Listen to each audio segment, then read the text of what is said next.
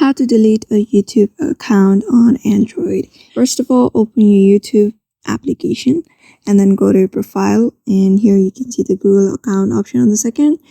Just tap on it, and here go to that data and privacy. After that, here you need to tap on data from apps and services that you use. Tap on this option, and here you can see apps and services. Under there you can see contain saved from Google services. Just tap on it. After that, tap on delete a service.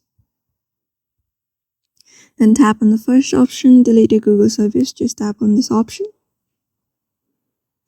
and tap on continue. You need to enter your passkey to confirm that it's really you.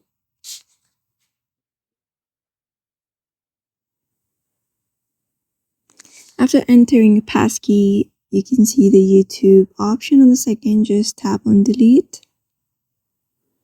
And here you can see the option called I want to permanently delete my content. Just tap on it and select everything and tap on delete my content. And here it is. And here it says it will permanently delete all your YouTube content, including all your videos, playlists, likes, subscriptions, comments, messages, search history, and watch history. This data can be restored.